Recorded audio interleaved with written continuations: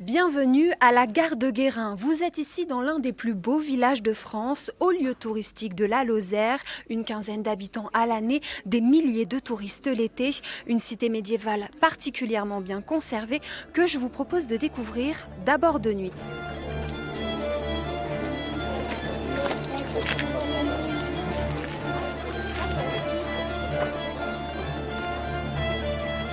Derrière nous, le château. Donc le château, on est à la fin de la présence des chevaliers pariers. On est au XVIe siècle. Je trouve ça assez chouette de pouvoir découvrir les gardes d'une façon un peu plus ludique. C'est super agréable de voir ce village éclairé la nuit, avec beaucoup de monde surtout qui viennent le voir. Et puis de le faire découvrir aux plus petits. C'est une ambiance très particulière. Ici, c'est pour éclairer le chemin et apprendre l'histoire.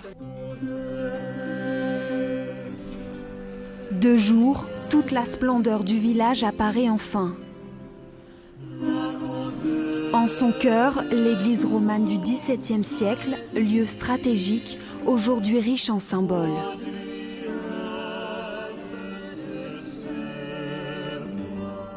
Par ces différents chapiteaux, symboliques comme toujours, donc on part avec les yeux fermés et on va vers la connaissance, on va vers la lumière.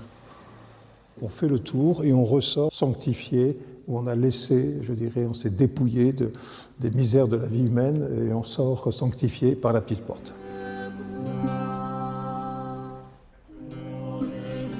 La cité est en perpétuelle évolution, elle accueille artisans et artistes.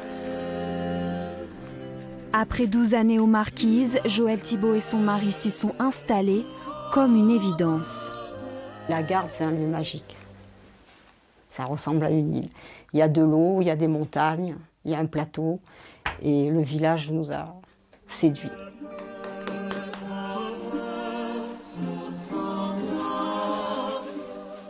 On n'a pas trouvé mieux, on est resté là. Marie-Hélène Landrieux, vous êtes présidente de l'association Garde qui fait découvrir la gare de Guérin aux nombreux visiteurs. Ce village médiéval est directement lié aux chevaliers pariers, c'est bien ça? Oui, c'est un village qui a été installé ici au XIIe siècle sur le passage du chemin de Régordane par l'évêque de Mende et le seigneur Bernard d'Anduze qui ont tenu tous les deux à installer là une communauté de chevaliers pariers. On les appelait pariers parce qu'ils étaient égaux en droit et en devoir et leur principale mission était de protéger et de surveiller tous ceux qui passaient sur le chemin de Régordane qui traverse complètement le village. En haut de la tour, ils faisaient des tours de garde et vérifiaient que sur ce chemin, il ne passait pas d'autres personnes que les voyageurs prévus et qu'il ne passait pas des bandits. Et lors de cette époque des chevaliers, il y avait des ateliers et des échoppes comme cette forge. Oui, les chevaliers habitaient dans le village et ils accueillaient tous les convois qui arrivaient de la porte sud. Ces convois avaient besoin de trouver des ateliers, faire réparer leurs roues, les sabots des animaux. Merci beaucoup Marie-Hélène Landrieux pour toutes ces informations. Si vous souhaitez retrouver plus de précisions sur les visites et les nombreuses animations à la gare de Guérin, vous pouvez vous rendre sur le site www.lagardeguérin.fr.